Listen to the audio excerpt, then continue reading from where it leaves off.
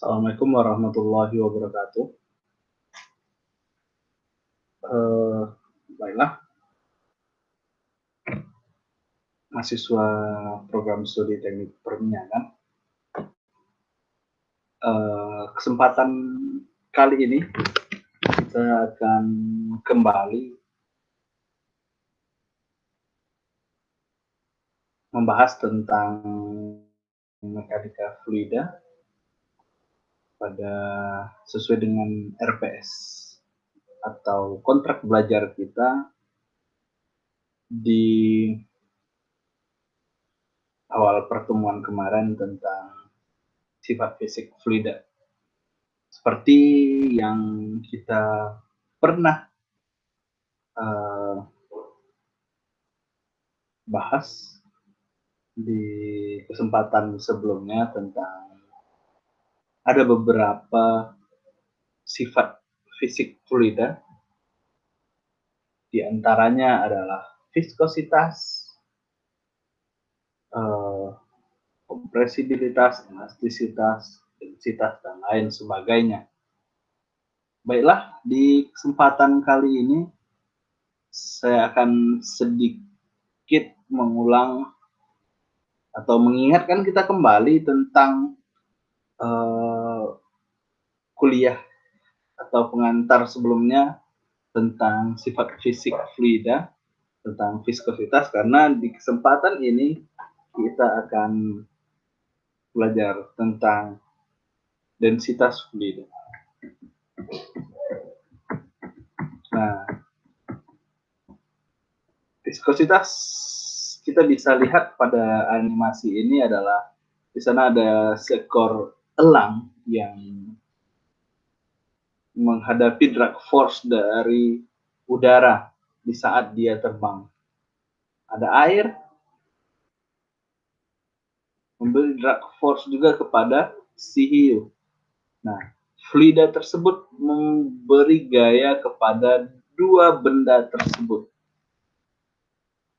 Gaya tersebut disebut dengan drag force atau gaya hambat pada tubuh dua hewan tersebut sehingga menghasilkan gesekan-gesekan yang ada. Gesekan-gesekan yang ada. Nah, ini ada sedikit tentang rumus viskositas yang gaya gesek itu berasal dari hukum Stokes. Saya juga mengingatkan, viskosimeter adalah alat untuk mengukur viskositas. Di figur ini kita bisa lihat viskositas berbanding temperatur, di mana liquid saat temperaturnya naik maka viskositasnya akan turun, sedangkan gas berbanding terbalik seperti itu. Nah, ini adalah viskositas dari beberapa fluida. Yang pertama ada glycerin, ada engine oil atau oli dari mesin, ada mercury di sana, ada etil alkohol dan air pada masing-masing dari suhu yang berbeda. Ada pada fase liquid, ada fase vapor juga. Ada blood pada atau darah pada 37 derajat Celcius, ada gasolin, ada amoniak, dan lain sebagainya. Ada beberapa viskosimeter atau pengukur kentalan fluida, yaitu viskosimeter Oswald, Lehman, dan bola jatuh. Ada beberapa gaya yang juga bekerja di sana. Yang pertama adalah gaya gravitasi atau gaya berat, gaya apung, dan gaya gesek. Nah, baiklah, kita akan lanjut kuliah kita pada kesempatan ini dengan sifat selanjutnya, yaitu tentang densitas fluida.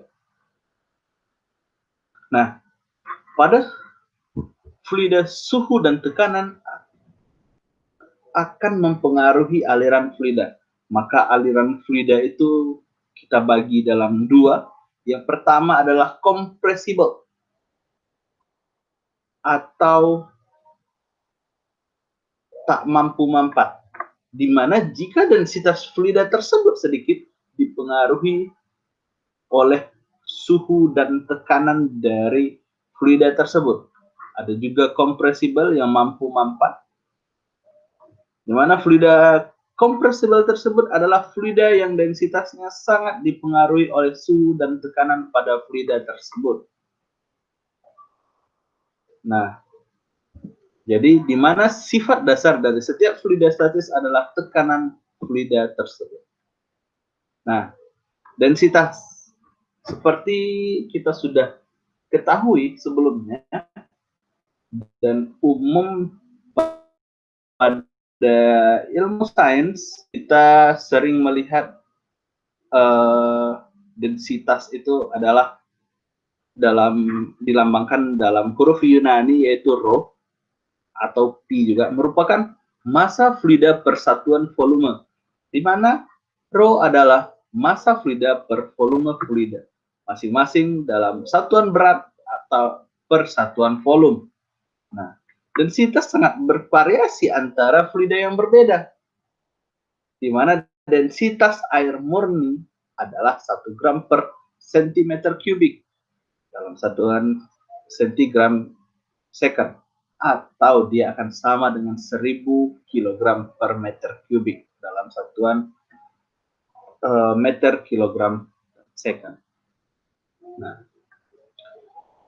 volume spesifik adalah volume per satuan massa atau kebalikan dari kerapatan massa atau densitas si fluida tersebut. Artinya, densitas dan volume spesifik ini berkaitan erat seperti itu. Densitas dan volume spesifik. Kita bisa lihat animasi ini, di mana di sini adalah volume sebuah fluida itu 12 meter kubik dengan massa adalah 3 kg. Kita bisa lihat densitas, perbedaan densitas dan volume spesifiknya. Densitasnya adalah 0,25 kg per meter kubik. Sedangkan volume spesifiknya adalah 1 per 0,25, maaf, 0,25 atau 4 meter kubik per kilogram. Seperti itu. Nah, ini contoh dari air sama dengan 1000 kg per meter kubik pangkat minus 3. Sedangkan air raksa ada 13.546 dan udara adalah 1,2 kg per meter. Kerapatan massa tidak tetap. Nah, hal itu dipengaruhi oleh suhu, tekanan, dan jenis fluidanya.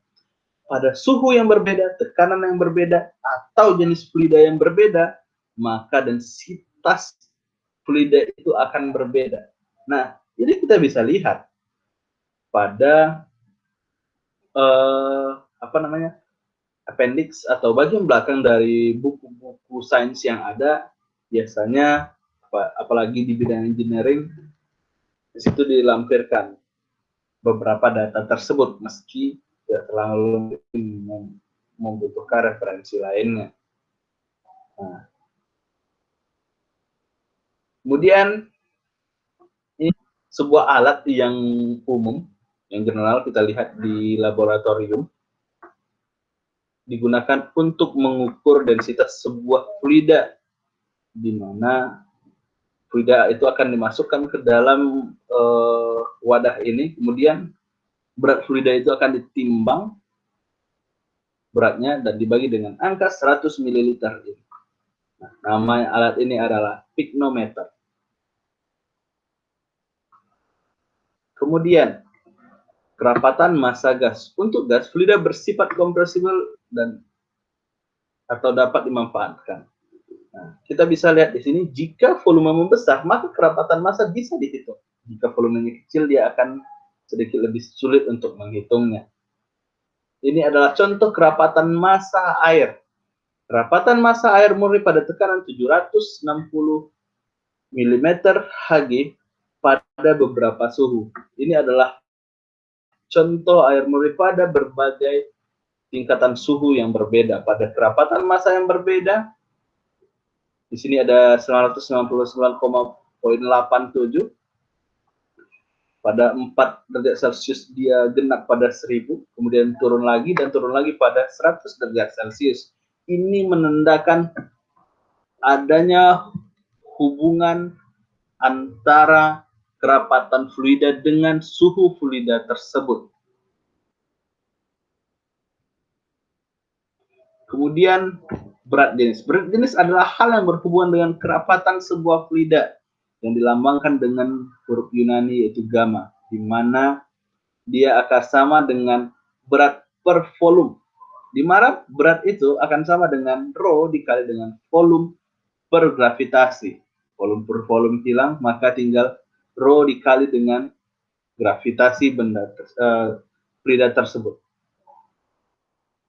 Berat jenis adalah berat per satuan volume. Gaya ditimbulkan oleh percepatan gravitasi pada gravitasi yang bekerja pada satu satuan volume.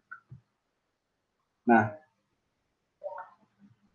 di sini sebelum sesi ini saya tutup, di sini ada contoh soal menghitung densitas, spesifik gravity, dan massa dari udara pada ruangan yang berdimensi 4 dikali 6. Ini maaf, pada kesalahan. 4 dikali 6 dikali 5 meter. Pada tekanan 100 kilopascal dan 25 derajat Celcius. Nah, konstanta gas atau nilai R-nya adalah 0,287 kilopascal per meter kubik per kilogram Kelvin. 4 dikali 6 dikali 5. Nah, dalam mengerjakan soal tersebut, kita asumsikan kondisinya adalah kondisi pada gas ideal, kemudian dengan analisa densitas dari udara adalah sesuai dengan persamaan gas ideal, di mana tekanan sama dengan rho dikali dengan konstanta dikali dengan temperatur. Nah, kita bisa melihat di sini sesuai dengan rumus ideal gas, ada rho sama dengan tekanan per konstanta dikali dengan temperatur. Nah, di sini ada 100 kilopascal per 0,287 kilopascal dikali dengan suhunya, di mana 25 derajat Celcius ketika kita convert ke Kelvin, maka ditambah dengan 273. Maka dihasilkan kalkulasi ini adalah 1,17 kg meter kubik. Dengan spesifik gravity adalah sama dengan 1 densitas ini dibagi dengan densitasnya air, maka menghasilkan 0,0117. Dengan volume adalah 4 dikali 5 dikali 6 sama dengan 120 meter kubik. Maka massa dari fluida tersebut adalah rho dikali dengan volume 1,17 kg per meter kubik sama dengan dikali dengan 120 meter kubik, maka menghasilkan 140 kg. Mungkin materi kali ini sampai di situ. Nah, di sesi selanjutnya kita akan membahas lagi tentang elastisitas, sifat fluida lainnya seperti elastisitas, kompresibilitas, dan lain sebagainya. Mungkin saya cukupkan itu saja. Billahi taufiq wal hidayah. Wassalamualaikum warahmatullahi wabarakatuh.